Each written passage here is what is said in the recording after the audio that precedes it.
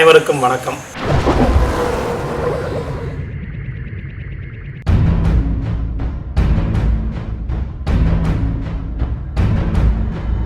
சல்லிக்கட்டு என்பது எங்கள் தமிழ் தேசிய இனத்தினுடைய ஒரு பண்பாடு. அந்த பண்பாட்டில் தலையிடவோ அதை தடை செய்யவோ எவருக்கும் இங்கு உரிமை கிடையாது.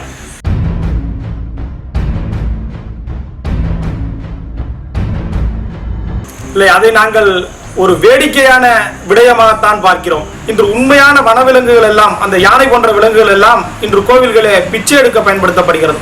குதிரை, நாய், ஒட்டகம் போன்ற விலங்குகள் எல்லாம் இன்று பயன்பாட்டிலே இருக்கிறது. காவல்துறை மோப்ப நாய்களை வைத்து இன்று செயல்பட்டு கொண்டிருக்கிறது. ஒட்டகங்கள் பாலைவனத்திலே சவாரிகளுக்கு பயன்படுத்தப்படுகிறது. குதிரைகள் இராணுவத்திலே பயன்படுத்தப்படுகிறது. இவையெல்லாம் வன விலங்குகள் பட்டியலிலே சேர்க்காமல் நாங்கள் பயன்படுத்தக்கூடிய இந்த காளைகளை மட்டும் வனவிலங்கு பட்டியலில் சேர்த்த நோக்கம் என்னவென்றுதான் எங்களுக்கு தெரியவில்லை. இதில் குறிப்பாக சொல்ல வேண்டும் என்றால், அந்த காளை மாடுகள் வனவிலங்கு பட்டியலிலே சேர்க்கப்பட்டிருக்கிறது. ஆனால் அந்த காளைக்கு இணையாக சேர்க்கக்கூடிய பசு, எருமைகள் போன்றவை வனவிலங்கு பட்டியலிலே சேர்க்கப்படவில்லை. இது எதன் அடிப்படையிலான உள்நோக்கம் என்றுதான் எங்களுக்கு தெரியவில்லை.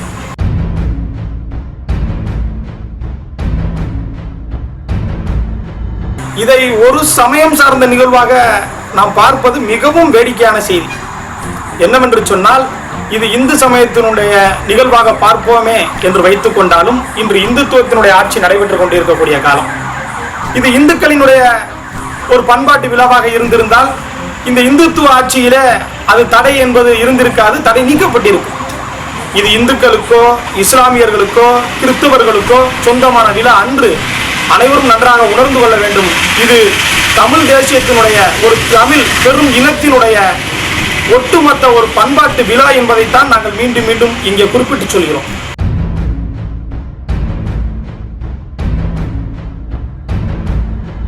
தவறு செய்திருக்கிறார்கள், நாங்கள் தவறு என்று சொல்கிறோம். ஏனென்று சொன்னால், நீதிமன்றத்திலே இந்த தீர்ப்பை சொல்வதற்கு தகுதியான நீதிபதிகள் அவர்களா என்று கேட்டால் ஒரு வேதனைக்குரிய விஷயம். என்னவென்று சொன்னால், ஒரு 1970களிலே, அந்த 1970களிலே இஸ்மாயில் என்ற சென்னை உயர்நீதிமன்றத்தினுடைய ஒரு நீதிபதி அங்கே டெல்லி பட்டணத்திற்கு அனுப்பப்படுகிறார். அங்கு உச்ச நீதிமன்றத்தினுடைய ஒரு கிளையிலே அவர் பணி செய்ய அனுமதிக்கப்படுகிறார்.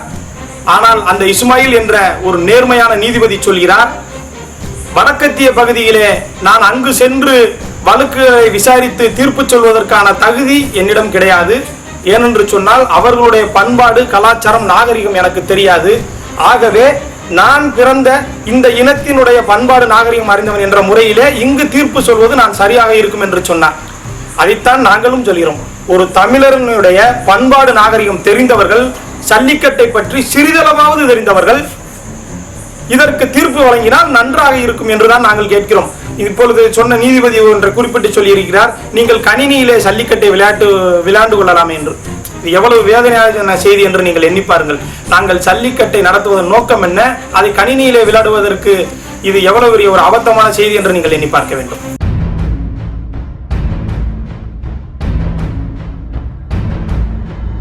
இது கண்டிப்பாக கிடையாது. இது எந்த ஒரு காலத்திலும் இது ஒரு சாதிய நிகழ்வாகவோ ஒரு மத நிகழ்வாகவோ வந்தது என்பது ஒரு ஏற்க முடியாத செய்தி. என்னவென்று சொன்னால், எங்களது பகுதியில பல்வேறு சாதியினரும் பல்வேறு மதத்தினரும் இங்கு நின்று தலைமை தாங்கி இந்த நிகழ்வுகளை நடத்தி கொண்டிருக்கிறார்கள். இப்பொழுது தெற்கு பகுதியில் இருக்கக்கூடிய பல சாதிகள் வடக்கு பகுதியிலே கிடையாது. இங்கு இவர்கள் தலைமையேற்று நடத்துகிறார்கள். வடக்கு பகுதியிலே வேறு சிலர் தலைமையேற்று நடத்துகிறார்கள். சிவகங்கை மாவட்டத்திலே கண்டிப்பட்டி என்று சொல்லக்கூடிய அந்த ஊர்களில் எல்லாம் கிறிஸ்தவர்கள் எடுத்து நடத்துகிறார்கள். திண்டுக்கல் போன்ற பகுதிகளிலே கிறிஸ்தவர்கள் எடுத்து நடத்துகிறார்கள். ஒரு கடற்கரை ஓரங்களிலே இஸ்லாமியர்கள் பெருமளவு எடுத்து நடத்துகிறார்கள். இறுதியாக நாங்கள் ஊர்க்கூட்டம் போட்ட திருப்பத்தூர் என்ற ஊரிலே யாசின் என்ற ஒரு இளைஞர் தான் அந்த பள்ளிவாசலிலே மாடுகளை கட்டி போட்டு அங்கு அதுகளுக்கு உணவளித்து வளர்த்து அவர் ஜல்லிக்கட்டுக்கு தயாரிக்கிறார் என்று சொல்லும் பொழுது எங்களுக்கு மிகவும் பெருமையாக இருந்தது.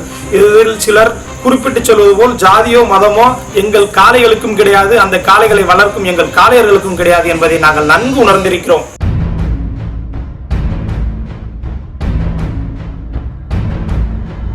இந்த காளைகள் துன்புறுத்தப்படுகிறதுன்னு சொல்றதா எங்களுக்கு ரொம்ப ரொம்ப ஒரு வேதனையான ஒரு விடயம். என்னன்னு கேட்டா, நாங்க காலை வளர்க்குற பக்குவம் எங்க பகுதிகளில் வளர்க்குற மாதிரிலாம் யாருனாலையும் வளர்க்க முடியாது. எங்க பெத்த பிள்ளைகளை வளர்க்குற மாதிரி எங்க அப்பனும் ஆத்தாலும் என்னைய வளர்த்ததை விட என் காலையை வளர்த்தாதான் அதிகமாக இருந்திருக்கு. அதில் என்னன்னு கேட்டீங்கன்னா, எனக்கு கூட உள்ள ஒரு கொட்டை உள்ள பேரிச்சம்பழத்தை தான் கொடுத்து திங்க சொல்லுவாங்க. ஆனால் மாட்டுக்கு சிக்கிக்கிற கூடாதுன்னு கொட்டை இல்லாத பேரிச்சம்பழம், அதுக்கு குறிப்பிட்ட அளவு பாதாம் பருப்பு, பிஸ்தா பருப்பு, இந்த மாதிரி பருப்புகளை கொடுத்து ஒரு நாளைக்கு 400-500 ரூபா கூட செலவு பண்ண தயங்க மாட்டாங்க. ஆனால் எங்களுக்கு ஒரு 4 ரூபா 5 ரூபா செலவு கேட்டாலும் தர மாட்டாங்க. அவ்வளவு ஒரு பக்குவமாக வளர்த்தோம். நாங்கள் வளர்க்குறதோட எங்கள் அக்கா தங்கச்சி அது மேலே காட்டின பாசங்கள்லாம் இங்கே சொல்லி மாற முடியாது. எங்கள் அப்பனும் ஆத்தாலும் எங்கள் அக்கா தங்கச்சியை வாக்கப்பட்டு பிரிஞ்சு போகிற சமயங்களில் கட்டி பிடிச்சி அழுகிறது எங்கள் ஊர் வழக்கம். எங்கள் பகுதியெல்லாம் ஒரு திருமணமாகி கணவன் வீட்டுக்கு போகும்போது எங்கள் அக்கா தங்கச்சி அம்மாவையும் அப்பாவையும் கட்டி பிடிச்சி ஓன்னு அழுகுங்க. அதை பார்த்துட்டு இருக்கிற அண்ணன் தம்பி இதுவரை அழுததா ஒரு சின்ன நிகழ்வு கூட கிடையாது.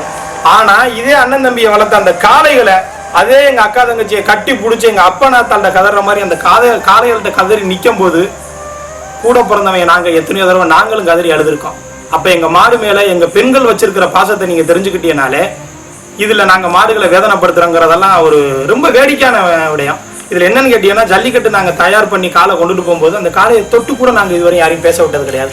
அதுக்கு கண்ணீர் பற்றக்கூடாதுன்னு அதுக்கு திருஷ்டி கழிக்கிறது உட்பட எவ்வளவோ வேலைகள் நாங்கள் செஞ்சுக்கிட்டு இருக்கோம். காளைகளில் நீங்கள் வேடிக்கையாக சொல்கிறீங்க, நீங்கள் காளையனுடைய கொம்பை பிடிச்சி விளையாடுற விளையாட்டு உங்களுக்கு காளைக்கு வேதனை தருகிறது என்றால், ஒரு பசுவினுடைய மடியில் இருக்கக்கூடிய தோலாலான அந்த காம்பை பிடித்து பால் கறப்பது குற்றமா இல்லையா? நல்லா யோசிச்சு சொல்லுங்க. அந்த காளையினுடைய கொம்பை பிடிப்பது தவறென்றால், அந்த பசுவினுடைய காம்பை பிடித்து பால் கறப்பது மட்டுமின்றி எந்திரங்களை பயன்படுத்தி கடைசி சொட்டு ரத்த வரையும் உறிஞ்சி எடுக்கிறேன், அது வேதனை இல்லையா? நாங்க கொம்பை பிடிச்சு ஆடுறதா வேதனையா போச்சா?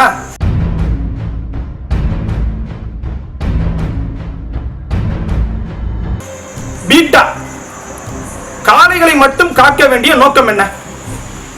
எங்களுடைய 1000 கேள்விகள் இது ஒரு முக்கியமான கேள்வி. பீட்டா காளைகள் மீது மட்டும் அக்கறை கொள்ள வேண்டிய நோக்கம் என்ன? இந்த பீட்டா மற்ற விலங்குகள் மீது இதுவரை எந்த அக்கறையும் செலுத்தியது கிடையாது. இதற்காக வழக்காடிய வழக்கறிஞர்களுக்கு 25 கோடிகளுக்கு மேலாக கொடுத்திருப்பதாக செய்திகள் சொல்கிறார்கள். அப்படி என்றால் இந்த அமைப்பானது 25 கோடி இந்த ஒரு வழக்கிற்காக செலவு செய்ய வேண்டிய அவசியம் என்ன என்பதை நாம் மக்கள் அனைவரும் உணர்ந்து கொள்ள வேண்டும். எங்கள் பாரம்பரியத்திலும் பண்பாட்டிலும் தலையிடுவதற்கு எந்த வகையிலும் பீட்டாவிற்கு அருகதை கிடையாது என்பதை முதலில் மக்கள் உணர்ந்து கொள்ள வேண்டும்.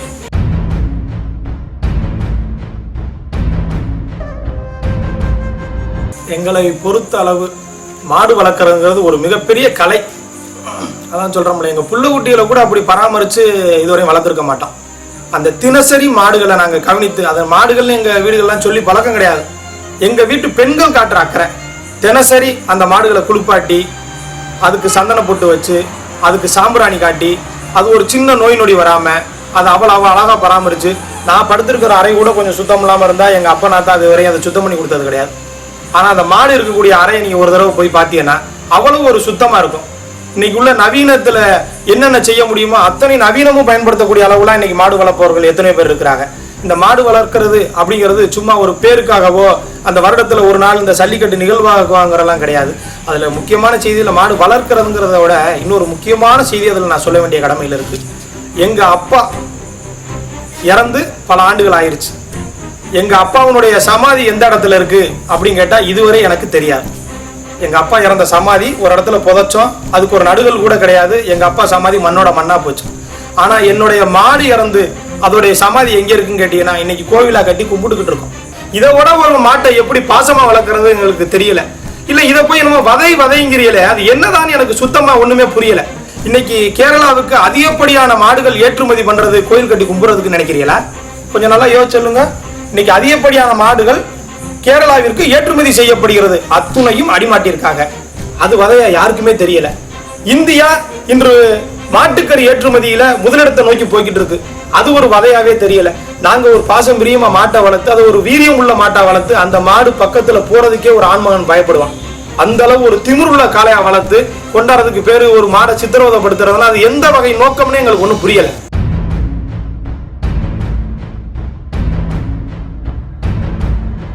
அனைத்தும் தமிழர்களுடைய ஒரு பண்பாட்டான ஒரு வீரம் செறிந்த விளையாட்டு. ஒன்றும் சிறு சிறு வேறுபாடுகள் தான், ஒன்றும் கிடையாது.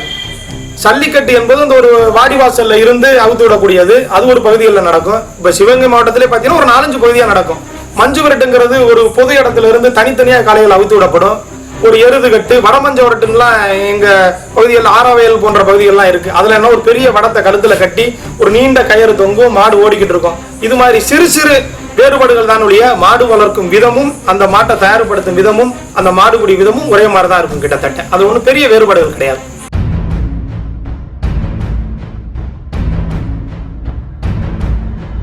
இல்ல, அதை நான் முற்றிலும் மறுக்கிறேன்.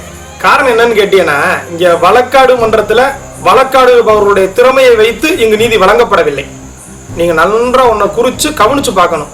இங்கு ஏற்கனவே நீதி எழுதப்பட்டு விட்டது. இந்த வழக்காடு மன்றத்திலே வழக்குகள் வருவதற்கு முன்பாகவே இந்த ஜல்லிக்கட்டிற்கான தடை என்பது நீதிபதிகளால் அங்கு எழுதப்பட்டு விட்டது. இன்று இருக்கக்கூடிய ஆட்சியாளர்களாலும் அதிகார வர்க்கத்தினராலும் கார்பரேட் நிறுவனங்களாலும் நீதிபதிகள் வற்புறுத்தப்பட்டு நீதிமன்றத்திலே ஜல்லிக்கட்டிற்கு தடை என்று ஒரு விடை எழுதப்பட்டு விட்டது. அதற்கு பின்பாகத்தான் இங்கு ஒரு போலியாக வழக்காடு மன்றத்திலே ஒரு வழக்கறிஞர்கள் போன்றவர்கள் வழக்காடி கொண்டிருக்கிறார்கள். இந்த சுருக்கமா நான் சொல்லணும், எப்படி சொல்றதுன்னா, இதுதான் விட 50 என்று கொடுத்து விட்டாச்சு. நீங்க 20 கூட்டல் 30 அப்படின்னு வச்சுக்கிட்டாலும் சரி, அல்லது 10 பெருக்கல் 5 50 வச்சுக்கிட்டாலும் சரி, 25 25 50 வச்சுக்கிட்டாலும் சரி, ஆனா 50 என்று முன்கூட்டியே உங்களுக்கு விடை எழுதப்பட்டு அந்த விடைக்கு ஏற்றார்கள் கணக்குகள் போடப்படுகிறது என்பதை நாம் மறந்துவிடக் கூடாது.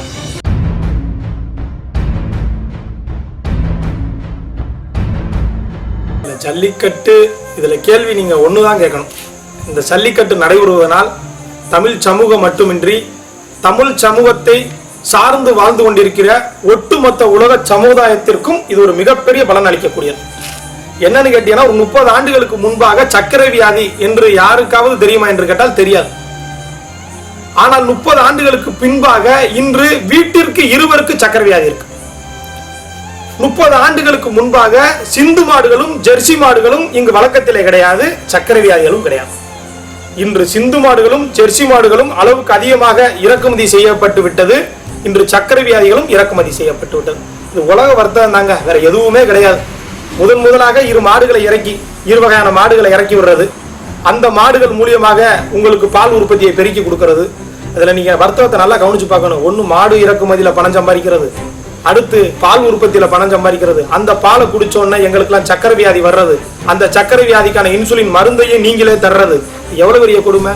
இதுக்கிடையில காளைகள் அழிக்கக்கூடிய நோக்கம்னு சில பேர் கேட்டாங்க. அதுல நம்ம தெளிவா சொல்ல வேண்டியது என்னன்னா, இந்த காளைகள் இருப்பதனாலதான் அவங்களுக்கு சினை மருந்துகள் விற்க மாட்டேங்குது. அப்ப காளைகளை அழித்து விட்டால் என்னாகும்? அந்த சினை ஊசிகள் அதிக அளவு விற்பனையாகும் என்பதற்காகவே எனது காளை இனம் அழிக்கப்படுகிறது. ஒரு காளையை ஒரு பண்ணையார் தேர்ந்தெடுக்கிற முறையை நீங்க பழங்காலத்துல கேட்டீங்கன்னா தெரியும். ஒரு நல்ல ஜல்லிக்கட்டுல எந்த மாடுபிடி வீரனும் பிடிச்சு அந்த மாட்டை பிடிக்கல அப்படின்னா அந்த மாடை பண்ணையார் தேர்ந்தெடுப்பார். அந்த பண்ணையார் கொண்டு போய் அடுத்த ஆண்டு ஜல்லிக்கட்டுக்கு கொண்டாந்து நிப்பாட்ட வரை என்ன செய்வார் நினைக்கிறிய? அங்கே இருக்கக்கூடிய பசுக்களுக்கு காளை ஏற பயன்படுத்துவார். ஆனா இன்னைக்கு காளை இல்லாம கன்று பிறக்கக்கூடிய சூழலை இந்த கார்பரேட் நிறுவனங்கள் எல்லாம் உருவாக்கி விட்டது. இதை நீங்க என்னமோ எளிமையா நினைச்சுக்க கூடாது. இன்னைக்கு செயற்கை கருத்தரிப்பு என்று மனித இனத்துக்குள்ளே வந்துருச்சு. மாட்டுக்கு மட்டும்தான் சினை ஊசியான்னு கேட்டா இல்ல, செயற்கை கருத்தரிப்புன்னு இன்னைக்கு எங்க வீட்டில் இருக்கக்கூடிய பெண்களுக்கு கூட இந்த செயற்கை கருத்தரிப்பு வந்துருச்சு. அடுத்த கட்டம் என்னவா இருக்கு? செயற்கை கருத்தரிப்பு மையங்கள் அதிக அளவு விரிவுபடுத்த வேண்டிய கட்டாயம் வரும். அதில் லாப நோக்கம் அவர்களுக்கு முன்னிலைப்படுத்தப்படும். அப்ப என்ன செய்வான்னு நினைக்கிறிய? இன்னைக்கு காளை இனத்தை எப்படி அழிச்சுக்கிட்டு இருக்கானோ அதே மாதிரி மனிதர்களில் ஆண் இனத்தையும் அதிகப்படியாக அழித்து விட்டு இந்த செயற்கை கருத்தரிப்பு மையங்களை உருவாக்குவதற்காக உங்களை என்னையும் கொல்ல போறேன். ஒரு ஆச்சரியமான விஷயமா தான் தெரியும். விரைவாகவே மனித இனத்தில் காளை இனம் போல ஆண்கள் இனமும் அழிக்கப்படும். இதற்கான காலம் வெகு தொலைவில் இல்லை. அதுக்கப்புறம் உங்க பொண்டாட்டியும் பிள்ளைகள் வந்து போராடுறதுல எந்த பிரயோஜனமும் இல்லை என்பதை நன்கு உணர்ந்து நாம் செயல்பட வேண்டும்.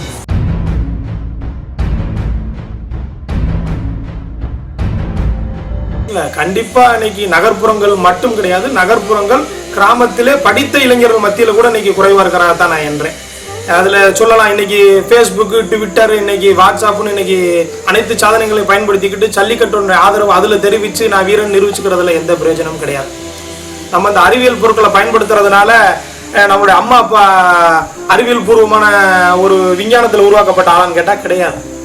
இது மனித குலம், அது மனித குலத்தை சார்ந்த சாருண்ணிகள், ஒட்டுண்ணிகள் இப்படின்னு ஒரு பல்வேறு வகையா இருக்கு. இந்த இனத்துக்கான தேவைகளின்ல மாடுகளினுடைய பங்கு என்பது மிக முக்கியமா இருக்கு.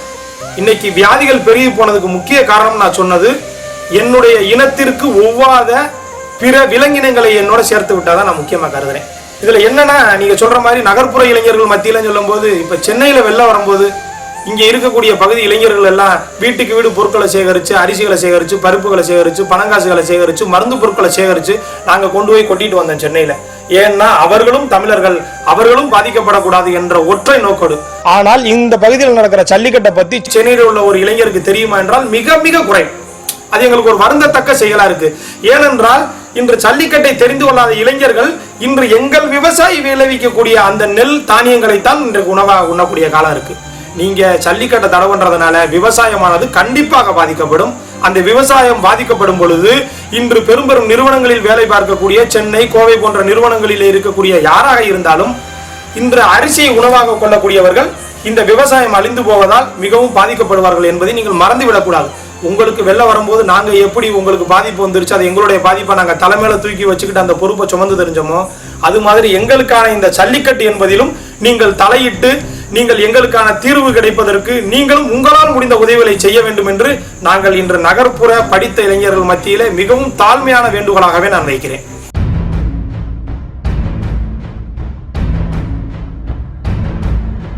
இன்று வெள்ளையர்களின் ஆட்சி காலத்தில் கூட இந்த ஜல்லிக்கட்டிற்கு தடை வந்தது கிடையாது. எங்களை வெள்ளையர்கள் எத்தனையோ ஆண்டுகள் ஆண்டிருக்காங்க, அப்ப கூட அந்த ஜல்லிக்கட்டுக்கு தடைங்கிறது கிடையாது. முகலாயர்கள் ஆட்சி காலத்துல கிடையாது, போர்ச்சுகீசியர்கள் சில காலம் ஆண்டிருக்கிறதா சொல்றாங்க, அவங்க ஆட்சி காலத்துல கிடையாது. இதற்கு முன்பாக ஆண்ட ஆட்சியாளர்கள் யார் காலத்திலையும் இந்திய ஒன்றியம் அடிமைப்பட்டு கிடந்தது என்று சொல்லக்கூடிய எந்த காலங்களிலும் தமிழர் பண்பாட்டிற்கு பங்கம் வந்தது கிடையாது. ஆனால் தமிழர்களுக்காகவே நாங்கள் கட்சிகள் நடத்துகிறோம், இந்த தமிழ் இனத்தை பாதுகாக்கவே நாங்கள் கட்சிகள் நடத்துகிறோம் என்று சொல்ல தமிழக கட்சிகளும் இந்தியா என்பது ஒரு ஒருமைப்பாடு கொண்ட நாடு, இந்தியர் யாவரும் என் உடன் பிறந்தோர், இந்தியாவில் இருக்கக்கூடிய பண்பாடுகள் எல்லாம் எனது பண்பாடு என்று சொல்லிக் கொண்டிருக்கக்கூடிய இந்த இந்திய தேசிய கட்சிகளும் எங்களது பண்பாட்டிற்கு இன்று தடை விதித்ததுதான் எங்களால் ஏற்றுக்கொள்ள முடியாத செய்தியாக இருக்கிறது. வெள்ளக்காரை வந்துட்டு போன காலத்துல கூட எங்களை அடிமைப்படுத்தி வச்சிருந்தா எங்க பண்பாட்டு மேல தடை இல்லை. ஆனா எங்களுடைய இந்தியாவின் ஒரு பகுதி என்று சொல்லக்கூடிய இந்த தமிழர்களுக்கு நீங்கள் தடை விதிப்பதுதான் எங்களால் ஏற்றுக்கொள்ள முடியாத ஒரு முக்கியமான ஒரு வேதனைக்குரிய செய்தியாகவே நாங்கள் அதை பார்க்கிறோம். இதில் நான் சொல்ல வர்றது என்ன அப்படின்னா, அடுத்த கட்டம் இந்த தடை நீங்குவதற்கு என்ன செய்ய வேண்டும்? தடை என்றால் உடை. தடையை பத்தி நம்ம கவலைப்பட வேண்டிய அவசியமே கிடையாது. நீங்கள் நன்றாக ஒன்றை எண்ணிக்கொள்ள வேண்டும். இந்த தடை என்பது என்னுடைய நகர்ப்புற இளைஞர்களையும் இன்று கிராமப்புறங்களுக்கு ஜல்லிக்கட்டு நடத்துவதற்கு ஒரு வழிவகுத்து தந்திருக்கிறது. எனக்கெல்லாம் மாடுனா நகர்ப்புற இளைஞர்களுக்கு என்னன்னே தெரியாம இருந்த காலத்துல இன்னைக்கு கிராமப்புற இளைஞர்களோட சேர்ந்து இந்த ஜல்லிக்கட்டை நடத்துறதுக்கு இந்த தடை தான் ஒரு முக்கிய காரணமா இருந்திருக்கு. இந்த தடை நீட்டிச்சு இருக்கட்டும். நான் சொல்றதெல்லாம் ஒண்ணுதான், இத்தனை நாட்களாக கொம்பு சீவி காளைகளை தெளிவாக வளர்த்து சொல்லிக் கொடுத்தோம். இப்பொழுது நாங்கள் சொல்கிறோம், நீங்கள் காளைகளுக்கு கொம்பு சீவியது போதும், இன்றுள்ள இளைஞர்களுக்கு கொம்பு சீவுங்கள், இளைஞர்களுக்கு கொம்பு சீவுங்கள். இளைஞர்கள் தடையை உடைத்து எங்களது பண்பாட்டை மீட்டுக் கொடுப்பார்கள் என்று சொல்லி இளைஞர்களிடத்திலே இந்த விழிப்புணர்வை நாங்கள் தெளிவாக விதைப்போம், ஜல்லிக்கட்டு தடையை உடைப்போம் என்று சொல்லி விடைபெறுகிறேன். நன்றி. கடல் எங்கே தமிழர் நலம், அங்கெல்லாம் புகுந்து கிளர்ச்சி செய் என்றான் புரட்சி கவிஞன். என் தமிழினமே கிளர்ச்சியுறு, நம் பண்பாடு சிதைக்கப்படுகிறது. இன்னும் மௌனம் காத்துக் கொண்டிருந்தால் இந்த அரசு நம்மை அடிமையாக்கிவிடும். என் தமிழினமே கிளர்ச்சியுறு,